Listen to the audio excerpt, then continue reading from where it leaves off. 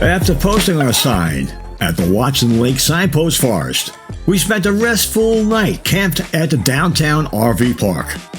The RV park, run by a colorful Californian character named Archie, isn't much more than a large parking lot, but it has full hookups and a well-equipped laundromat, and after 6 days boondocking, we needed both.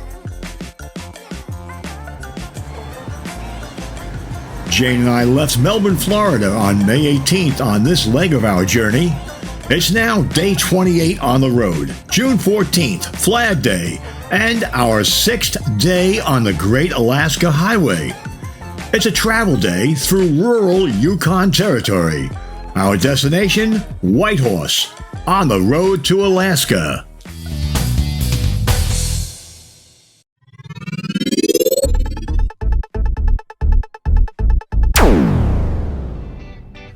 From Florida to Alaska, from the East Coast to the West Coast, join Jane and Steve celebrating their 50th wedding anniversary, traveling across North America in the cool Nana Coach, their 27-foot Freedom Elite Class C motorhome, as they visit the many beautiful points of interest in all 50 United States on their golden anniversary adventure.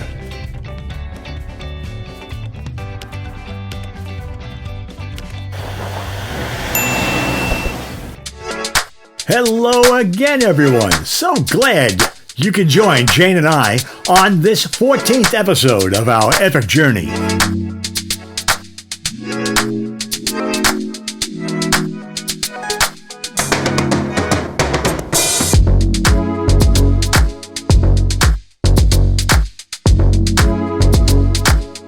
As we depart Watson Lake on Yukon Territory number 1, we pass by an important intersection with Yukon Territory number 4, which bypasses the city of Whitehorse by taking you through the village of Ross River and eventually the First Nations town of Carmacks, where it meets up with Yukon Territory number 2, the Klondike Highway.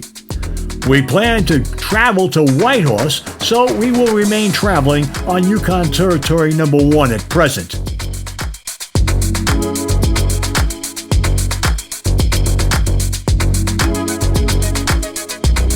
We resumed driving north by northwest for a 275-mile leg, our last leg on the Great Alaska Highway, headed for Whitehorse, Yukon Territory. At Whitehorse, we will leave the Alaska Highway and turn north onto the Klondike Highway. We pass by the turnoff of the Watson Lake Yukon Government Campground, advertised as a terrific campground with 55 mostly level gravel sites, including 12 pull-through sites, outhouses, kitchen shelters, swimming, fire pits, and firewood for only $12 a night. But the 3-mile-long washboard entrance road will take a toll on your vehicle for sure. It's been raining on and off for the past 5 days, and the winter's snowmelt has been late and is now fast.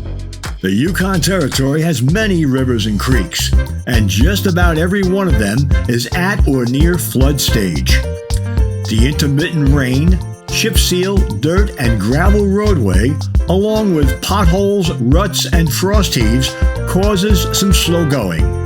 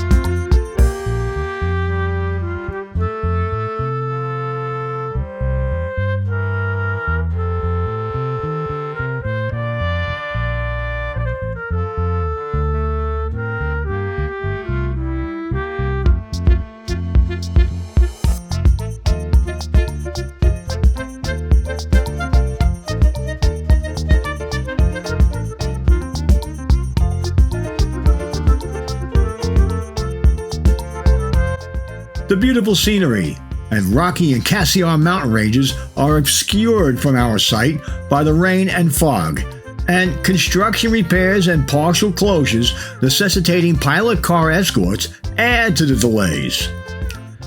The impending flooding has caused nearly every Yukon Territorial campground north of Watson Lake on the Alaska Highway to temporarily close.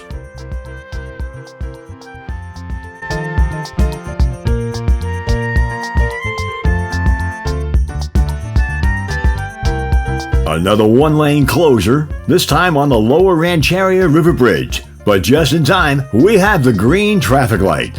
The Yukon Territory is continuing a major program to upgrade or in many cases, replace bridges on Yukon Route 1, the Great Alaska Highway.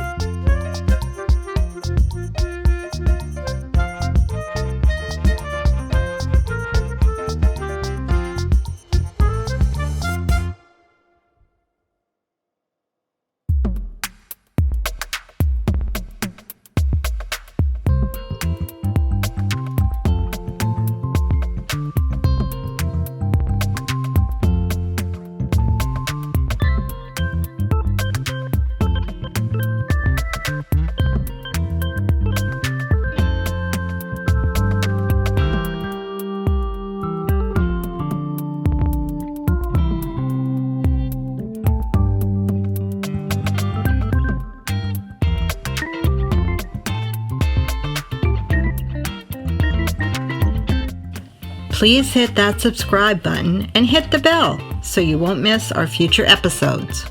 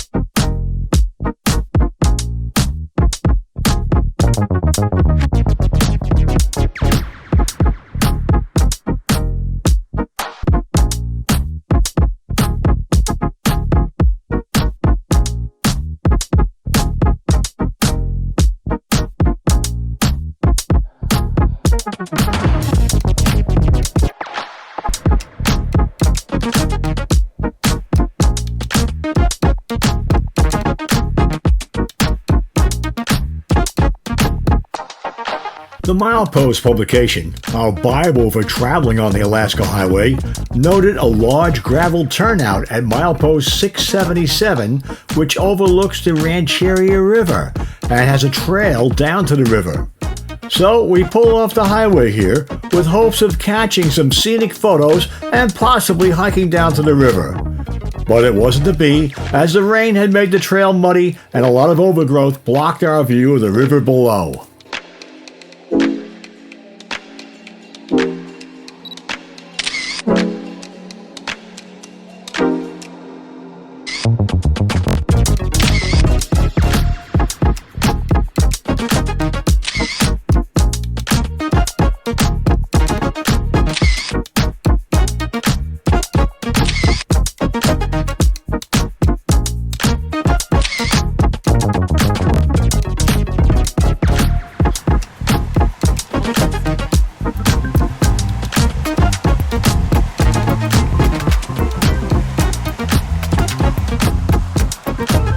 We are stopped at milepost 678 at the start of yet another construction zone.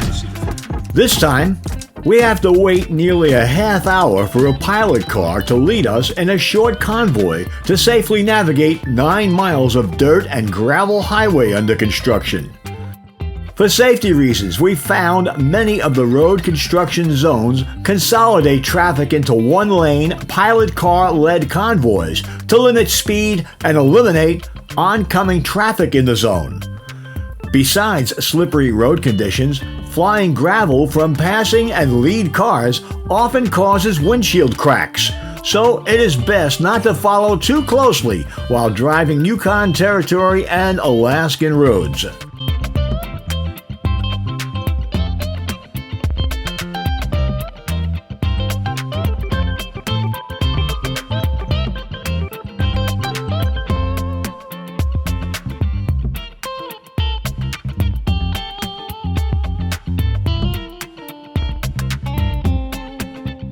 The Great Alaska Highway, also known as the Alcan Highway, was first constructed by the U.S. Army Corps of Engineers at the height of World War II. Its purpose was to provide a land bridge to Alaska from the lower 48 United States to transport trucks, equipment, and supplies to military bases and recently constructed Alaskan seaports for the war effort. We started at mile 0 in Dawson Creek of the nearly 1,500-mile engineering marvel and have navigated the first 613 miles of the highway that are in British Columbia. This included the steep 6 and 10% grades up to Fort Nelson. From Liard to Whitehorse, the roadway becomes somewhat challenging, as you've seen in this video, but definitely doable, and the road is open to traffic year-round. Be sure to slow down in the construction zones, especially when driving on loose gravel. Sudden braking or excessive speed on gravel can lead to loss of control of your vehicle, rollovers, or throwing rocks into oncoming vehicle windshields.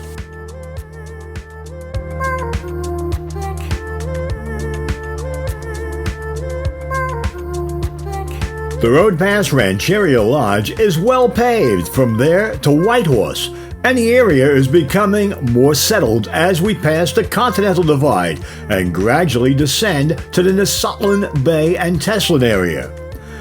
We have received reports of severe flooding conditions at Teslin and have some concerns of the final 100 miles from there to Whitehorse will be open, especially the crossing at Nisutlin Bay over the second longest bridge on the Alaska Highway. It's truly unfortunate that Rancheria Falls Recreation Site is currently closed. It's said to have a large parking area, a good gravel and boardwalk trail through the boreal forest to the picturesque falls. We would have loved to have seen it.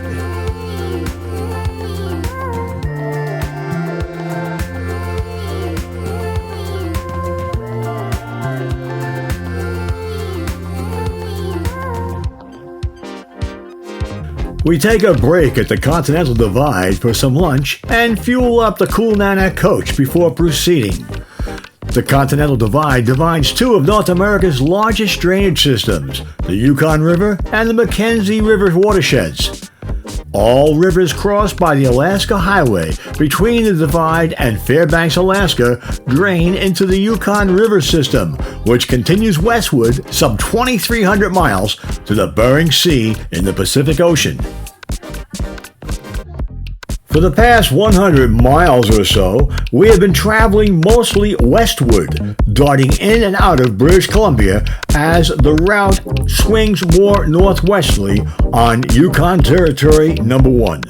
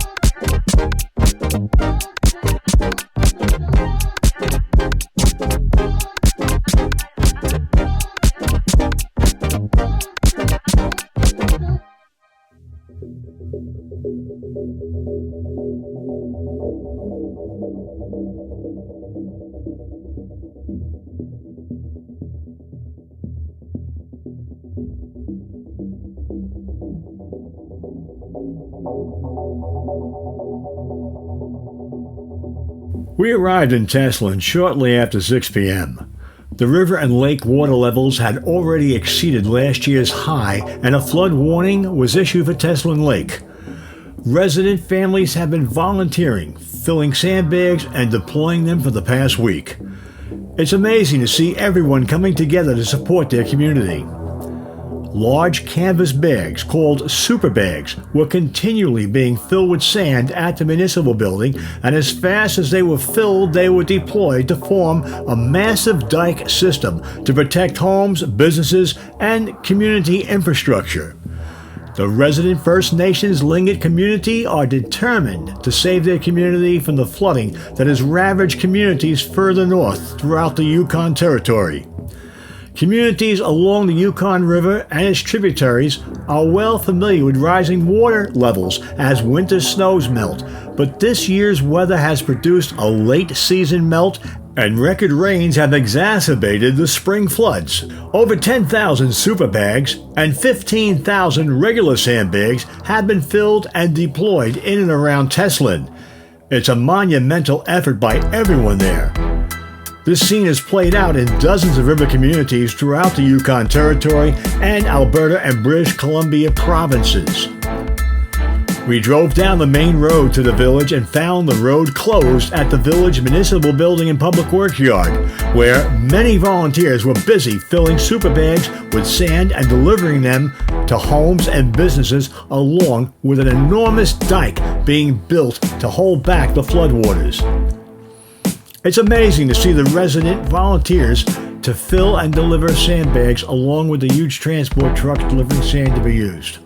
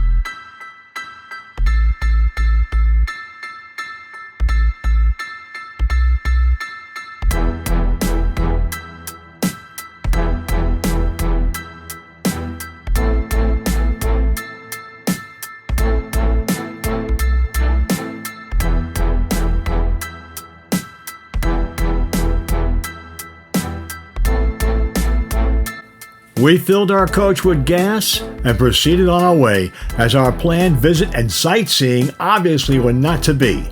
Our next stop, Whitehorse, is another 100 miles away.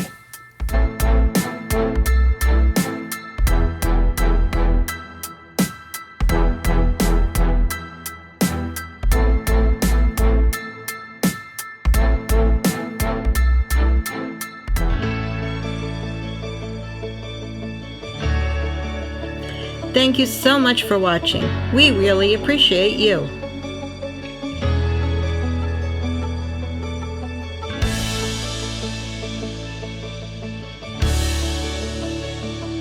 We drive past the intersections of Yukon Territory number 6, the road to Ross River, and Yukon Territory number 7, the road to Atlin. We'll visit Atlin on our return trip home in August. It's been a long, bittersweet drive today, but that is to be expected with such unfavorable weather as we've encountered. We will leave Yukon Territory 1, the Alaskan Highway, in Whitehorse, ending an 887-mile drive from Dawson Creek, British Columbia, that we've done over the past 5 days. I must say the drive has been adventurous to say the least, but have been forewarned. The real adventurous drive is yet to come on the Klondike and the top of the world highways. For the moment, we'll rest up and enjoy a couple of days in Yukon Territory's capital city, Whitehorse, on the road to Alaska. We hope you enjoyed traveling with us on our journey to Alaska, and hope you'll join us on our next episode of our Golden Anniversary Adventure, The Road to Alaska.